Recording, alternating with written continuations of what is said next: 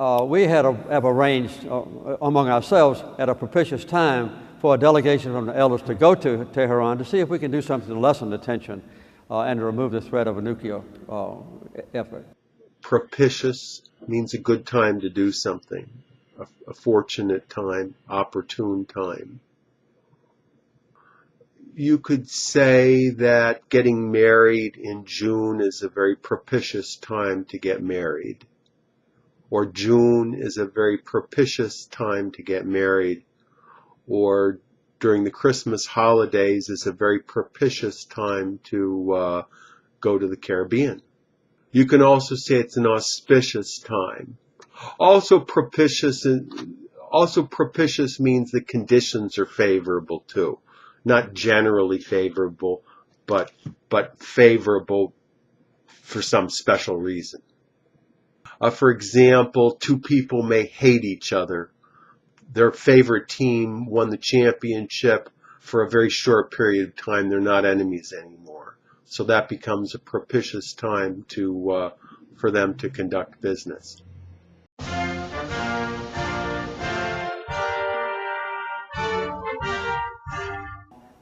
Immediately after 9/11, we had almost unanimous expressions of condolence and support from around the world, including in Tehran, by the way. Condolences are what people say to each other when somebody dies.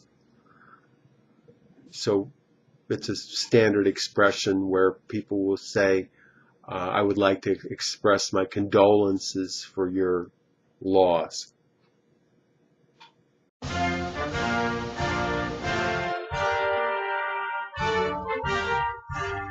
After that, instead of looking toward Iraq with totally false premises, and I think the leaders knew that they were false at the time, we should have stayed in Afghanistan and used a tiny portion of the money we've spent in Iraq to rebuild Afghanistan.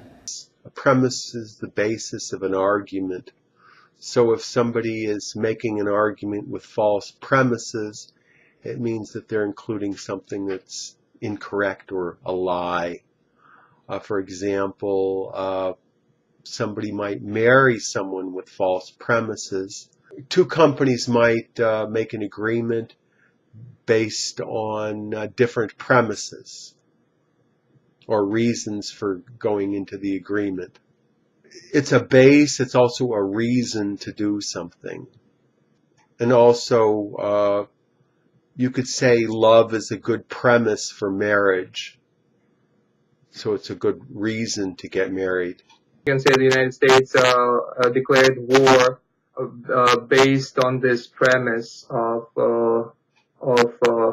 weapons of mass destruction. Exactly.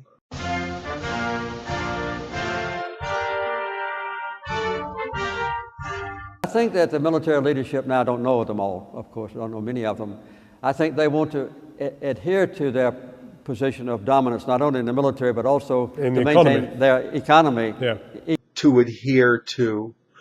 Adhere means to stick to something. For example, an adhesive is like glue. It makes two things stick together. In this sense, adhere to means to stick to a principle, usually. For example, a principle of being fair or a principle of being honest, which is something that is important for the person to stick to. You could say the United States tries to adhere to the premise of equal justice for all, or to have honest, open international relations with other countries. So the company policy or the boss might tell you you should adhere to the rules. They are written for every employee. You are not an exception. Exactly. So we have to comply or to follow. To comply.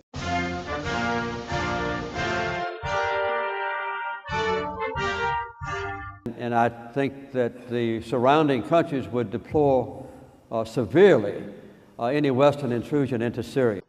Deplore means to dislike or to disagree with something in a very strong way. Possibly not to the point of denouncing something where you openly state your negativity towards something, but certainly not to agree with something. You could say a lot of conservatives deplore the idea of people on welfare, or that modern people deplore any sort of intolerance, or everyone should deplore terrorism.